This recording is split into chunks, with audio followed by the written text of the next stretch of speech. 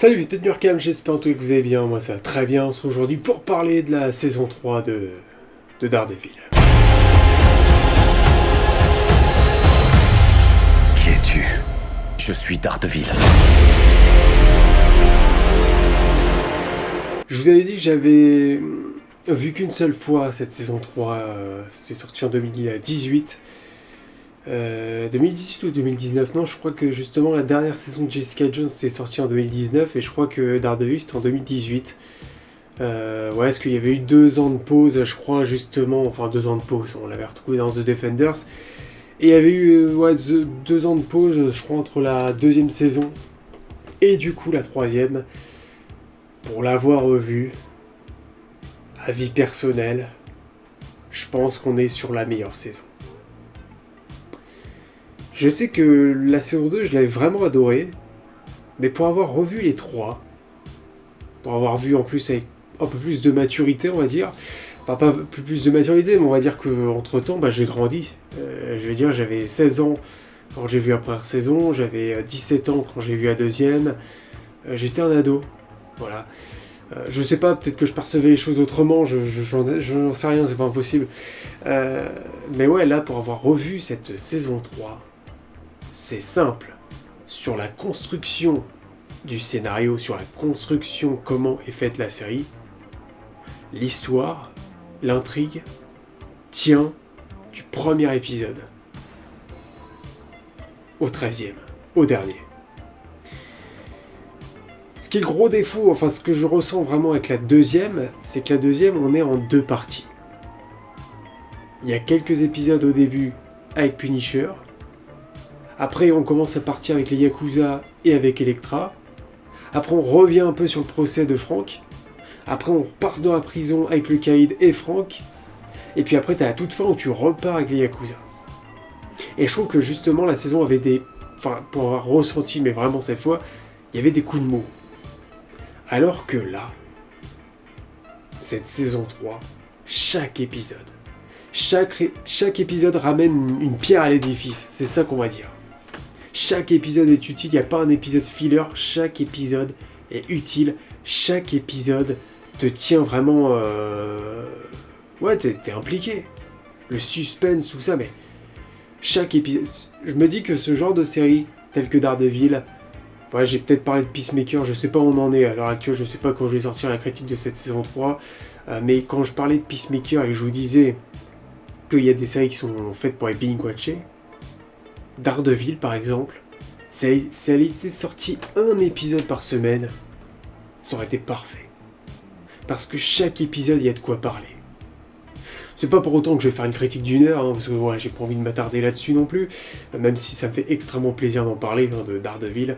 Mais voilà, c'est vrai qu'en ce moment, j'ai l'impression que je fais beaucoup de critiques. Bon, en même temps, je suis pas encore vraiment... j'ai pas un bureau, donc vraiment pour faire le montage, je suis pas dans le plus grand des conforts. Donc je fais comme je peux, c'est pour ça que les critiques c'est ce qui me prend le moins de temps par rapport à des vidéos un peu plus travaillées, mais c'est vrai que là mes critiques sont très longues en ce moment. Bon, il y en a peut-être qui aiment les longues vidéos, mais bon. Après, voilà, comme c'est Daredevil, je veux pas non plus vous faire une critique de 10 minutes, parce qu'il y a de quoi dire. Bref, 100% spoiler évidemment, tous ceux qui n'auraient pas vu Daredevil, je me rappelle quand Born Again était sorti, je voyais des commentaires du style, c'est normal, les gens ont le droit de poser la question, est-ce qu'il faut avoir vu les 3 saisons de Daredevil pour regarder Born Again ?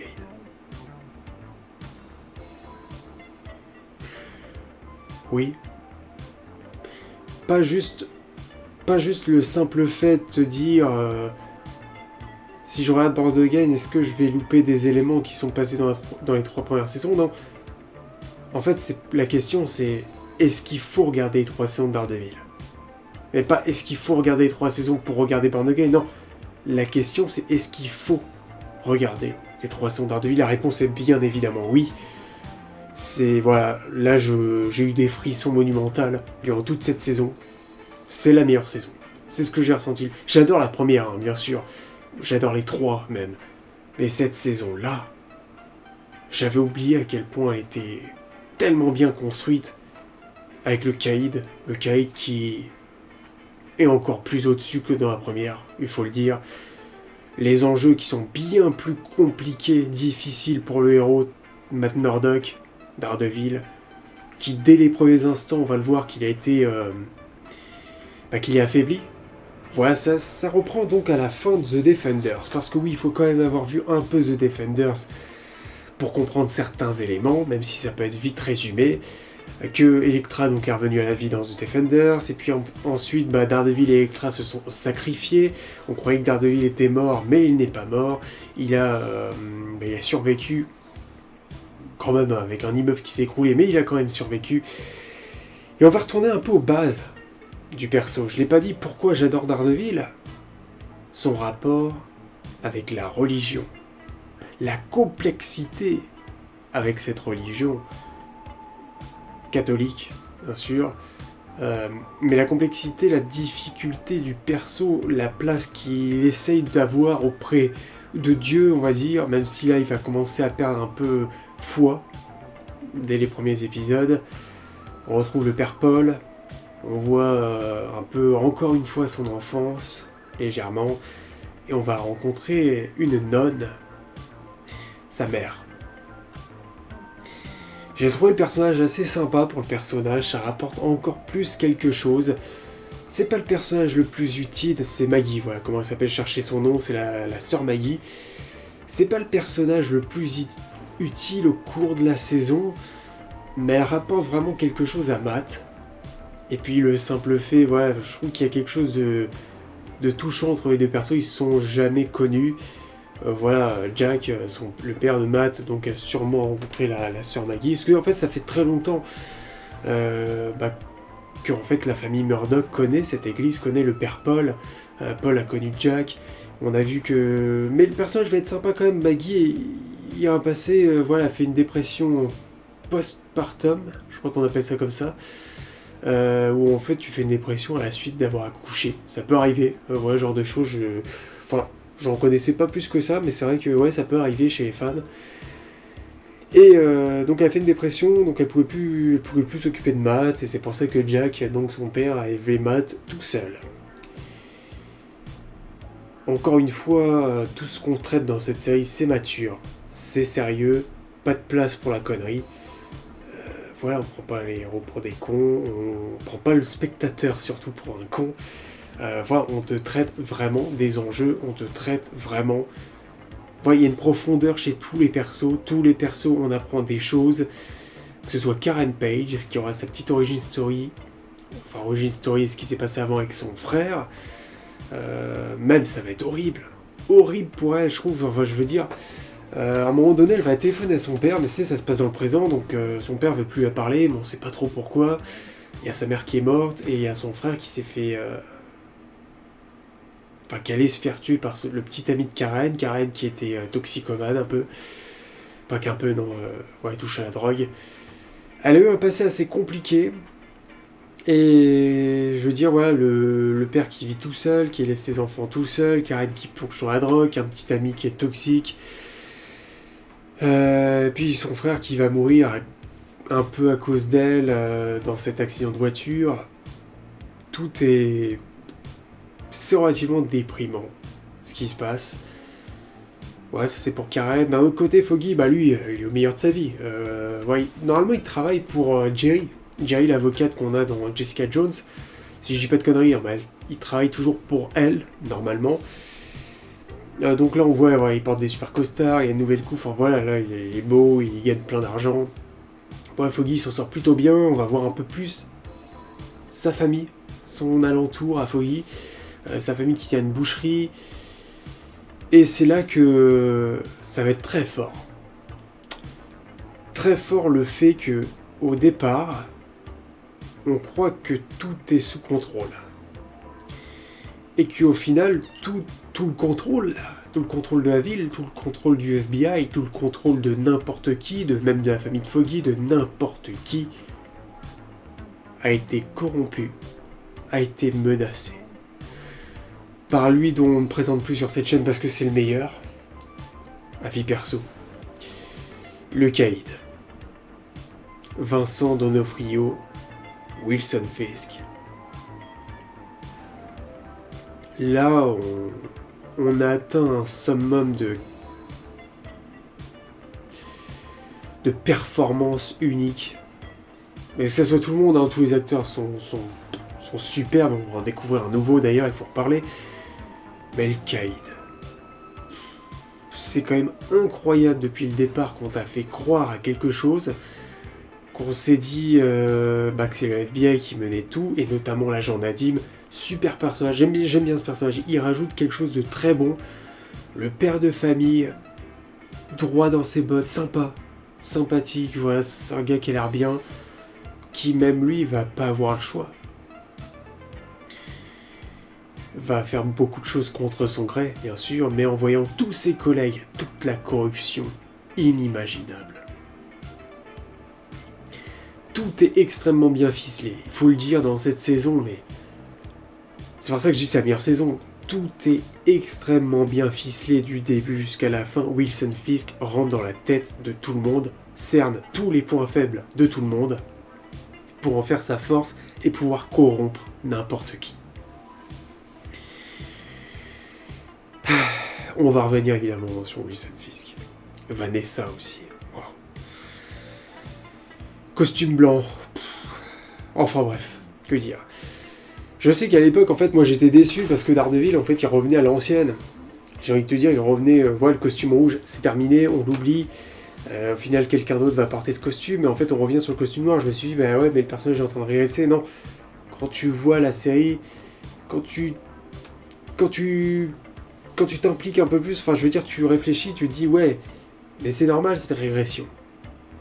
Avec ce qui s'est passé avant, voilà, il n'y a plus trop envie d'être Daredevil. Et mais il va remettre quand même le costume parce que Wilson Fisk va trouver un moyen, même si au départ ils avaient trouvé un compromis, que Wilson Fisk en fait était en train de dévoiler tous les plans, tous les noms, pas mal de noms de grands mafieux, tout ça, et qu'au final c'est lui qui retourne tout le monde, donc évidemment Matt Murdock n'a pas le choix de revenir Daredevil, même si il y a une espèce de cassure au début entre Matt Murdock et Daredevil, carrément. Ça va être excellent. Faut le dire, ça va être excellent. Les lignes de dialogue, hein, comment ne pas en parler, hein, mais c'est écrit, mais c'est des paroles que tu bois, que t'entends, c'est... Encore une fois, hein, là pour l'instant, on est au 2e épisode de Peacemaker, à l'heure actuelle où je vous parle. Je sais pas pourquoi j'en compare avec Peacemaker, c'est qu'à un moment je me dis, il va falloir que l'univers d'ici le prenne au sérieux. Il va falloir vraiment qu'à un moment donné, on s'implique. Moi, j'arrive pas à m'impliquer quand toutes les secondes tu déconnes. Tu peux pas t'impliquer dans le scénario, tu peux pas être impliqué avec les persos. Je veux dire, s'il y a un personnage qui crève dans Peacemaker, j'en ai rien à foutre. Que là, chaque moment, tu te dis à un moment donné, le Caïd, il va peut-être prendre Karen, il va la briser en deux. Ouais, ça peut arriver. Ouais, bon, je connaissais la série, je connaissais la saison, j'avais déjà vu, je savais que Karen n'allait pas crever. Mais la première fois que je l'avais vu, je me suis dit, Karen, elle va finir comme Ben Urich. Ça va arriver. Voilà, il y a une course aussi pour devenir procureur. Alors, je sais plus son nom, l'autre procureur, mais entre Foggy et lui, justement. Pour devenir procureur, sauf que derrière, Fisk menace beaucoup de choses. Nadim, c'est pareil, il va avoir une importance primordiale aussi à un moment donné où tu te dis il va pouvoir témoigner, mais même en témoignant, les jurys ont été corrompus. Tu sais même plus en qui avoir confiance. C'est fou. Et ensuite, parce que il n'y a pas que Nadim en nouveau perso, il y a aussi Point Dexter. Ben Benjamin Point Dexter. Alias Bullseye. Un perso qui a été merveilleusement bien introduit, qui va avoir son importance et qui va prendre le costume de Daredevil. J'avais lu que dans les comics, il prenait le costume de Daredevil, mais il a aussi pris le costume de Hawkeye. Je crois que j'avais vu un truc comme ça. Je sais qu'il aura par contre son propre costume dans Born Again. Moi, évidemment, j'ai hâte de voir, j'ai toujours pas lancé. Enfin, à l'heure où je vous parle, bien sûr. Et donc, usurpation d'identité. Plan de Wilson Fisk. Usurper l'identité de Daredevil. bien sûr, il connaît, enfin il va apprendre qui est Matt Murdock, épisode de dingue dans la prison. Plan séquence de Matt Murdock en train de te battre, te coucher au sol des mecs, plein de mecs dans cette prison, plan séquence. Le caïd est dans sa tête depuis le départ. Bon, on va le voir que le caïd est très souvent dans la tête de Matt. Ça ramène de petits dialogues assez sympas aussi. Mais à ce moment-là, ce n'est plus dans sa tête. Le caïd téléphone, et là il lui dit, pour un aveugle, vous êtes vachement agile, ou un truc comme ça. Démasqué. Il y a une importance chez l'identité de Matt. Encore une fois, je le dis, un super-héros ne doit pas se démasquer n'importe comment, à n'importe quel moment. Quand Matt Murdock a décidé de se démasquer face à Nadim, c'est une bonne raison. Il y a une façon de faire en plus. Voilà, tu mets la musique, tu mets le suspense et tu dis, ça y est, Matt va le faire, il se démasque. C'est pas comme ça, hop, j'enlève le masque, salut, c'est moi. Non, c'est l'identité est quelque chose de puissant, d'important, et on va le redire, à la fin il y a un dilemme. Bien sûr, ils vont trouver un accord, Wilson Fisk et Matt Murdock, et on va y revenir. Bref, Poindexter, c'est lui que je voulais parler. Il y a un épisode, mais c'est l'épisode où le caïd donc veut découvrir un peu le passé de ce mystérieux Poindexter, qui travaille donc au FBI. On le présente déjà comme quelqu'un d'assez maniaque, quand tu vois que chez lui, tout est rangé, tout est au millimètre près, que ce soit le cadre, quand il claque la porte et qu'il remet le cadre en place pour que ça soit droit. Tu dis, ce mec a l'air taré. Rien que les premiers instants où c'est quand il va sauver Nadim d'ailleurs, et tu vois que le mec il a couché tout le monde. Il a couché tout le monde, mais tu vois, il est en train de lancer des objets partout. Et tu dis, oh putain, c'est Bullseye. Bien sûr que c'est Bullseye. Bien meilleur que Colin Farrell. Ah, Colin Farrell, il en faisait trop. Mais on en reparlera quand on parlera du film, mais qu'est-ce qu'il en faisait trop. Il me faisait rire par moment, mais il en faisait beaucoup trop. Mais lui, il a une vraie profondeur. On sent que c'est quelqu'un de maniaque, d'assez taré. Et quand on va plonger dans son passé, on voit que son enfance, je crois que ses parents sont morts, puis il y avait un problème. Il y a il voit toujours un psychologue qui raconte un peu tout ce qu'il fait, il tue des piafs, il n'a pas l'air très net. Et c'est Fisk qui va profiter, encore une fois, c'est pas juste pour ça, mais il va profiter de la faiblesse, il va trouver la faille, de toute façon il trouve la faille chez tout le monde. C'est la force de Wilson Fisk. Il va trouver la faille chez Poindexter et va carrément essayer de le retourner pour qu'il travaille un peu pour lui. Ça va devenir son Wesley. C'est carrément Poindexter. À la fin, il prend une grosse confiance. Il dit à Vanessa, je suis le nouveau James Wesley. Ah oui, carrément. Il se prend pas pour une merde. Mais tous ces moments de combat avec lui, encore une fois, la mise en scène. Il y a un moment donné, c'est la première fois on le verra dans le costume de Daredevil, c'est quand il débarque au bulletin. T'as Karen, t'as tout le monde. Et là, on est en train de balancer les objets. Et à un moment donné, il va balancer donc la matraque de Daredevil. Il va avancer, la jeter comme ça. Et là, t'as vraiment Matt Murdock qui arrive, qui attrape. Mais la manière dont c'est fait, la manière dont c'est mis en scène, c'est magnifique. Il l'attrape, et là tu vois sur le plan de la caméra, tu commences à voir Matt là qui arrive avec son costume noir. Il a protégé Karen, Karen était sur le point de crever, quand même, c'est pas rien. C'est super bien réussi. Il y aura pareil une autre mise en scène dans le genre, quand malheureusement le père Paul va mourir. On croyait que c'était Karen, encore une fois, on croyait que c'était Karen, alors au final c'est le père Paul qui est mort, malheureusement dans cet épisode, dans cette saison, je veux dire. Le père Paul qui était quand même quelqu'un d'important pour Matt, bien sûr, on l'a vu surtout dans la saison 1, on l'avait vu dans la saison 2, mais surtout dans la saison 1. C'était bien un petit retour aux racines sur la religion de Matt Murdock, parce que c'est vrai que dans la saison 2, on l'avait un peu oublié, ce côté religieux, alors que là, c'est vraiment revenu sur le devant de la scène, donc ça c'est sympa. Donc Poindexter, j'en ai un peu parlé. L'épisode de la prison, je vous l'ai dit, c'est un truc de fou, il faut le dire. Donc Nadim va aussi mourir sous les mains de Poindexter, mais avant ça, il a témoigné. Il a fait une vidéo qui viendra virale pour retourner évidemment Fisk et montrer encore au monde que, enfin surtout à New York, que Fisk est c'est toujours le même gars, bien sûr. C'est assez sympa de se dire qu'au début, il va être enfermé dans ce bâtiment, dans cet hôtel, plutôt dans cette chambre d'hôtel.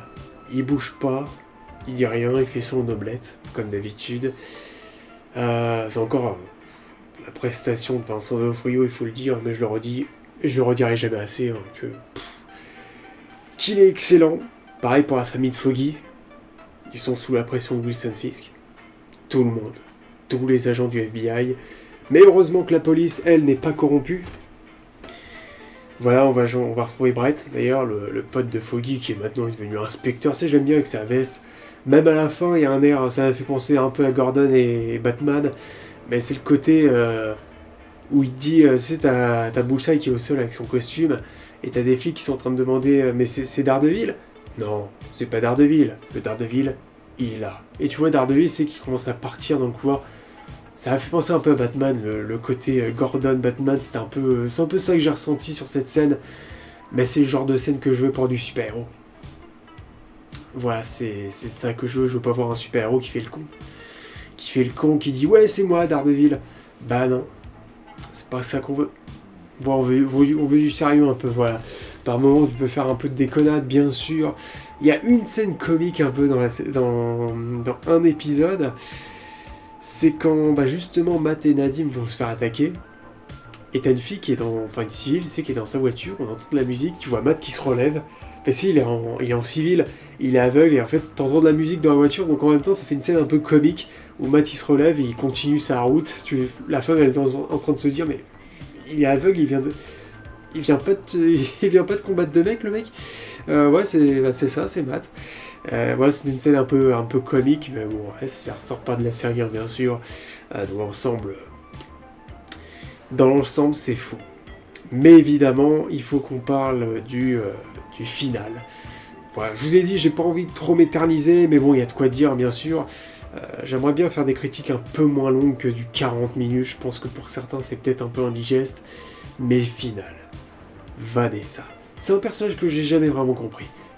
Bon, peut-être le coup de foudre, bien sûr, mais à quel moment, ou alors elle était déjà tarée aussi comme le Caïd, elle, c'est vrai qu'on n'en sait pas beaucoup sur elle, sur son passé ni rien, mais à quel moment elle se dit que Wilson Fisk, plus Wilson Fisk fait des choses mal, plus ça lui plaît. Je veux bien que ça soit l'amour, mais au bout d'un moment, ouais, elle va devenir carrément comme lui, elle va lui dire « Écoute, j'ai l'impression que voilà, je fais pas partie de ta vie, complètement. » Elle a envie de tout savoir, tout ce qui se passe.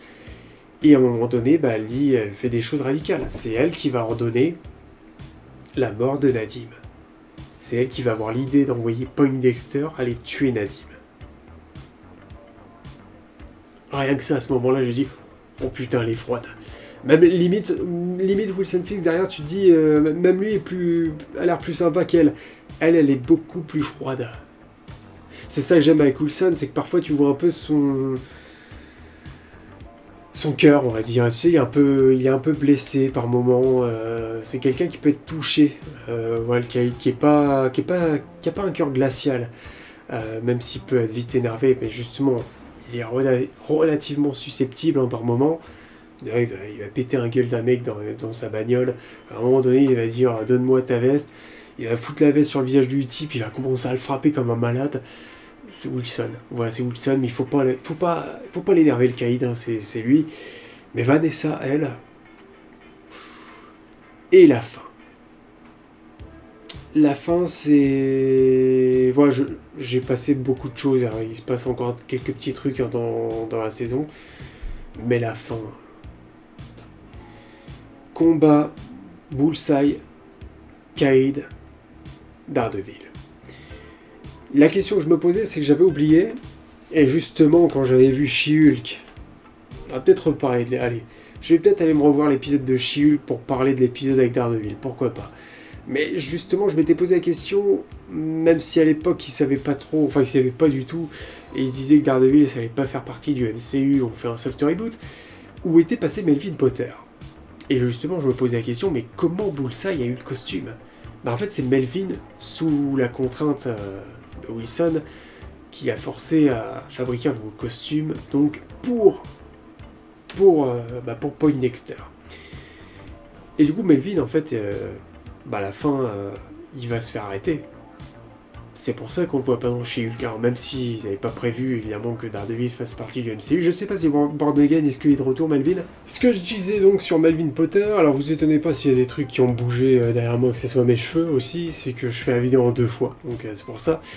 Melvin Potter, c'est pas impossible qu'on le revoie dans Born Again, étant donné que Daredevil a un nouveau costume.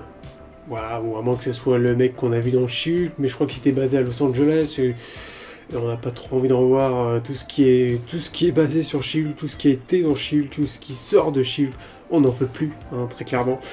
Bref, ouais, c'est pas impossible qu'on revoie Melvin. Et donc le final.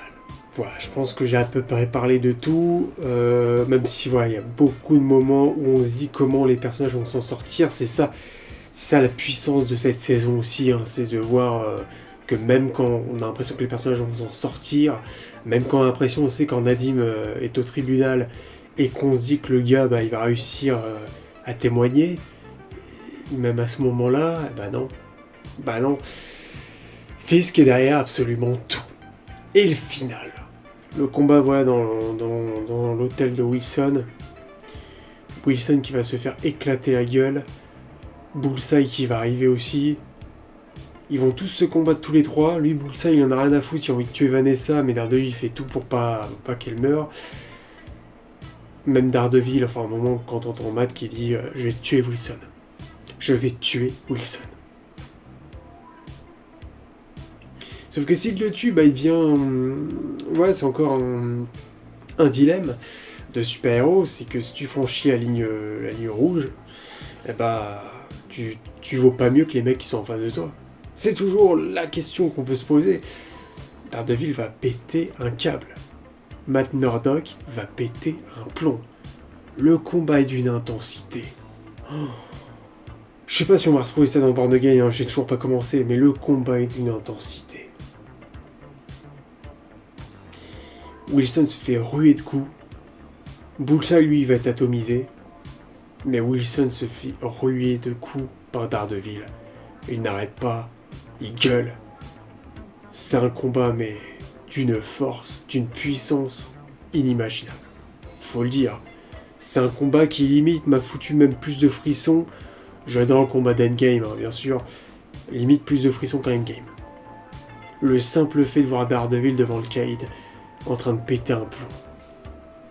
C'est une force, mais tu peux pas t'imaginer.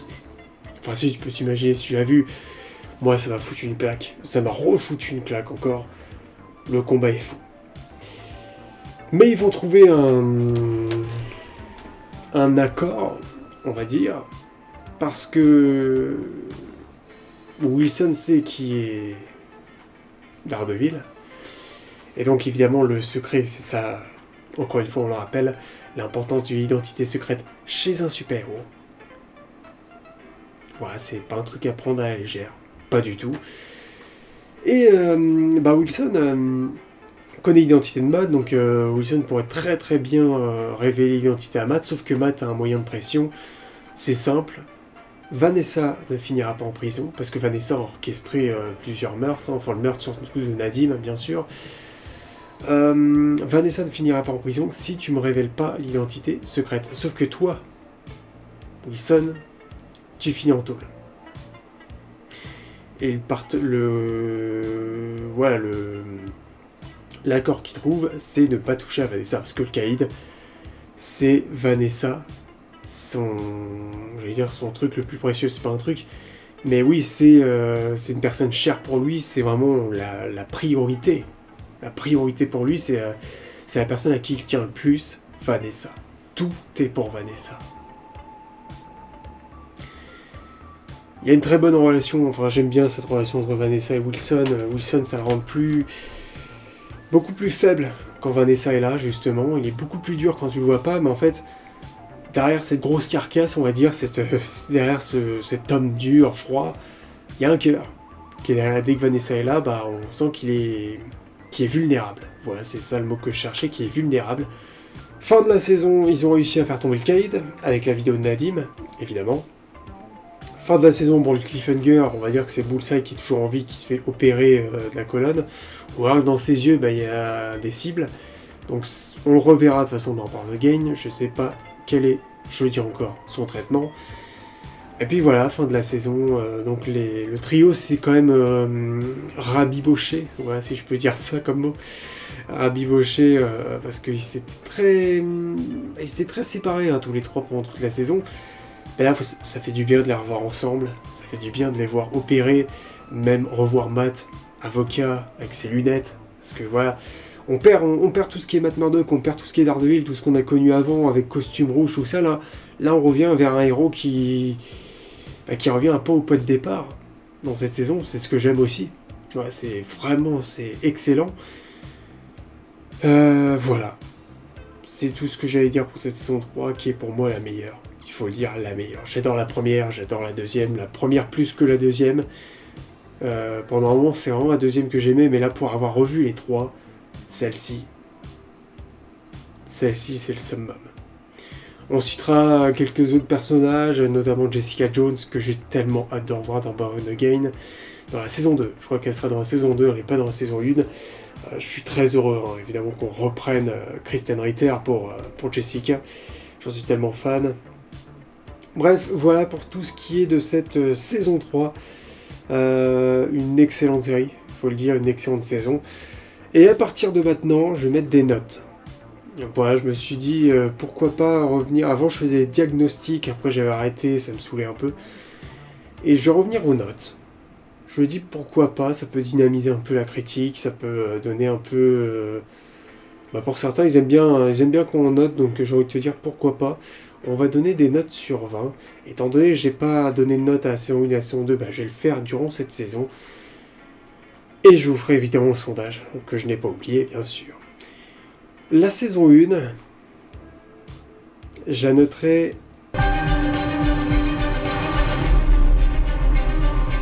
19 sur 20. La saison 2, je la noterai... 17 sur 20. Franchement, le mou, on va dire, est moyen. Et la saison 3, ça, c'est ma saison préférée, j'ai pris une claque. C'est quand même c'est une de mes séries préférées Daredevil en termes de super-héros. C'est ma série préférée Marvel. Ah, je suis obligé, hein. C'est la perfection. C'est la perfection. 20 sur 20. 20 sur 20, pour moi, il n'y a pas de défaut. Il n'y a pas de défaut. Alors vous me direz peut-être, si je note d'autres films ou d'autres séries 20 sur 20, vous me direz, mais qu'est-ce qu'il y a de mieux que Daredevil? Non, je suis pas là pour comparer, c'est juste que Daredevil mérite 20 sur 20. Si je note la globalité des 3 saisons, on est sur du 20 sur 20. 20 sur 20. Même le petit coup de mou qu'il y a dans la saison 2, c'est pas grand-chose. Et cette saison 3, moi, elle m'a foutu une claque. Je l'ai même terminé plus vite que les 2 premières saisons que je connaissais un peu plus, donc j'avais envie de prendre un peu plus mon temps. Là, c'est simple. J'ai commencé la saison 3, j'avais qu'une envie, c'est de terminer, tellement que c'était bon, que je voulais savoir la suite, que j'avais oublié certains éléments. 20 sur 20. Pour le sondage, bien sûr, je ne l'ai pas oublié, je vous avais demandé quelle est votre saison préférée. Entre la 1, la 2 et la 3, je ne compte pas encore Born Again, et pour moi, Born Again, c'est une nouvelle série Daredevil. Même si on reprend les autres, qu'on reprend les acteurs, je veux dire, c'est pour moi une nouvelle série. On est sur la saison 1 de Born Again, pour moi, c'est pas une saison 4, même si ça peut être la suite. Après c'est différent, c'est repris par Disney, puis je dis pas que ça va être mauvais, on sait jamais. Après la série, je crois qu'elle a été un peu charcutée, les anciens showrunners sont revenus, ils ont viré les autres qui avaient une direction de merde. Voilà, ça a été n'importe quoi. Bref, je vous avais demandé donc quelle est votre saison préférée entre les 3. J'ai eu 22 votes, donc merci encore une fois à tous ceux qui ont voté. Saison 1, 32%. Saison 2, 23%, et saison 3 à 45%. Comme quoi, voilà, je vous l'ai dit, ma saison 3 c'est ma préférée. C'est pareil, enfin pour la globalité des 22 votes, 45% pour la saison 3. La saison 2 est la moins appréciée, c'est ce que je vois aussi, mais c'est vrai qu'il y a un moment donné où on se sépare dans cette saison 2 et on On sent comme une espèce de cassure, donc c'est peut-être ça qui fait baisser un peu les notes, même s'il y a des très bonnes choses qui se passent dans la saison 2. En tout cas, voilà. N'hésitez pas à me dire dans les commentaires quelle note vous attribuerez à cette saison 3 de Daredevil, et même aux autres saisons si vous voulez. À me dire plutôt, parce qu'à vous dire, vous le savez, mais à me dire quelle est votre saison préférée. N'hésitez pas en tout cas à liker cette vidéo si elle vous a plu, à vous abonner, pourquoi pas, et puis moi je vous souhaite la bienvenue à Asile Arkham. Allez, salut.